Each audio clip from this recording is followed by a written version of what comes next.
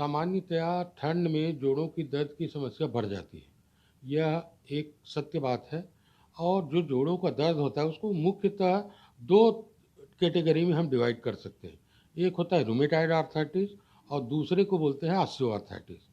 जो rheumatoid arthritis होता है, जिसको प्रायः सामान्य भाषा में गठियावात बोलते हैं, इसमें जो आयु वर्ग अफेक्ट होता है वो है 40 से 60 साल और फीमेल्स जो पेशेंट हैं उनको ये ज़्यादा तकलीफ होती है। इसमें छोटे जॉइंट्स में दर्द होता है, जैसे हाथ की उंगलियों की जोड़ है, कलाई है, इन जगहों पे रूमेटाइड आर्थराइटिस में ज़्यादा पेन होता है।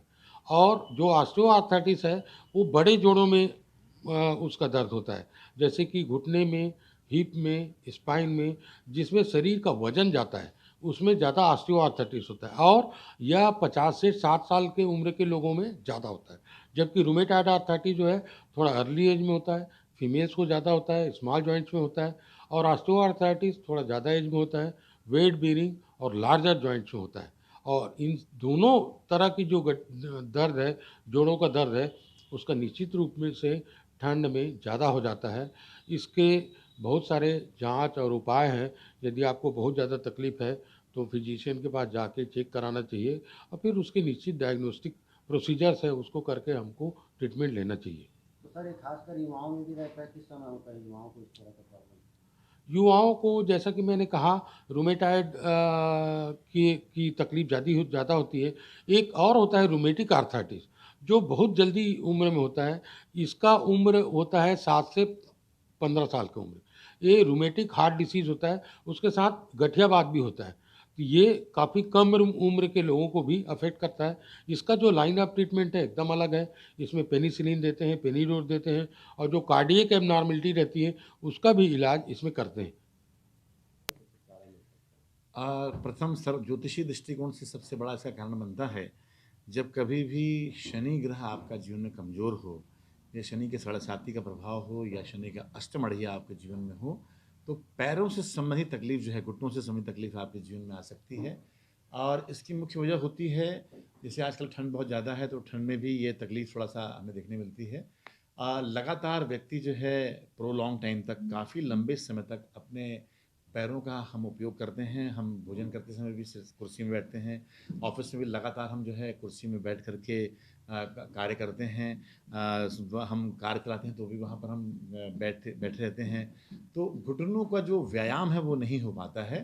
तो हम प्रोलॉन्ग लंबे समय तक घुटनों का उपयोग हम जरूर करते हैं, उनका सेवाएं जरूर लेते हैं, लेकिन उनका देखभाल हम नहीं कर पाते हैं।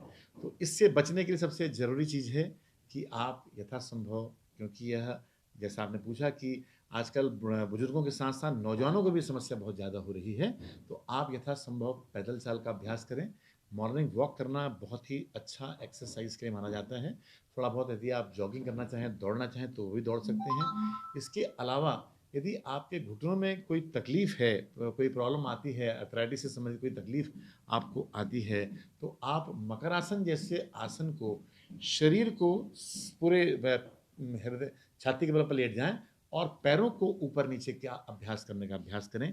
अगर आप ऑफिस में काफ़ी समय तक आपको लंबे समय तक बैठना होता है तो आप अपने घुटनों को मूवमेंट जरूर कराएं, अपने घुटनों को ऊपर नीचे जरूर कराएं, जिससे कि आपके उनके जो मसल्स हैं उनमें ब्लड का सर्कुलेशन जो है बहुत अच्छे ढंग से हो, बहुत प्रॉपरली वे में हो, उनको ऑक्सीजन बहुत ही अच्छे ढंग से मिले।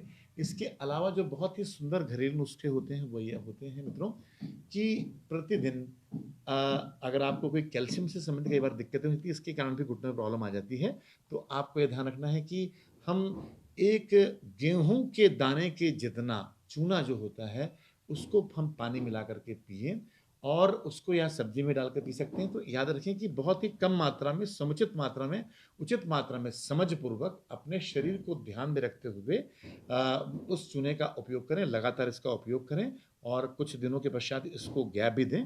तो कैल्शियम जो बढ़ाने वाली चीज़ें होती हैं जैसे कि दही है, दूध है, पनीर है, इन चीज़ों में भरपूर मात्रा में कैल्शियम पाया जाता है। पपीता है, जो विभिन्न तरह के फ्रूट्स होते हैं इनमें भी कैल्शियम की बहुतायतता होती है।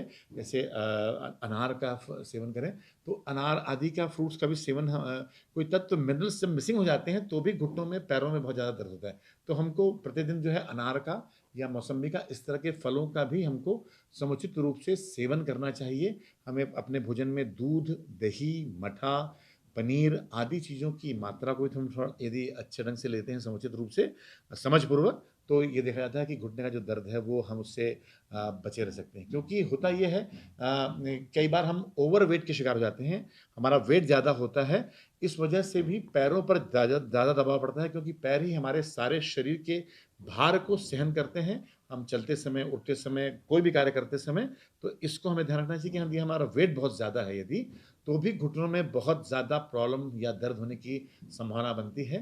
तो यथासंभव आप धीरे-धीरे तागासन का अभ्यास करें।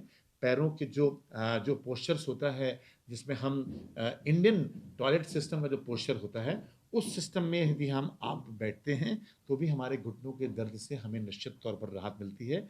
इसके अलावा चक्की चालन का जो अभ्यास होता है, इसका यदि हम नियमित रूप से थोड़ा-सा अभ्यास करते हैं, मात्र मित्रों ये सारी जो मैंने जो चीज़ें बताई हैं, मुश्किल से जीवन में आपका 10 से 15 मिनट लेंगी। चक्की चालन यदि का अभ्यास आप नियमित रूप से यदि करते हैं दोस्तों, तो आपके घुटनों में जो दर्द है वह यदि आप नियमित रूप से करेंगे तो आपको निश्चित तौर पर कभी नहीं होगा। और यदि आपको दर्द है भी, तो एक आप समझपूर्वक संतुलन के साथ में अपनी क्षमता के अनुसार चक्की चालन अभ्यास का थोड़ा-थोड़ा उपयोग यदि करते हैं, आसन को लाते हैं धीरे-धीरे, तो आपके पैरों में जो दर्द है वह निश्चित तौर पर कम हो जाता है। शितली आसन का भी तितली आसन का भी, बटरफ्लाई जो अपन जिसको बोलते हैं, इस आसन का भी हम यदि उपयोग हमारे में घुटनों के लिए करते हैं, तो निश्चित तौर पर हमारे पैरों की तकलीफ से हम लंबे समय तक बचे रह सकते हैं। और यदि आपको घुटनों की तकलीफ है, तो इन आसनों को बहुत ही समझदारी के साथ, बहुत ही धीरे-धीरे, सावधानीपूर्वक, समझदारी पूर्वक करें। बहुत-बहुत धन्यवाद।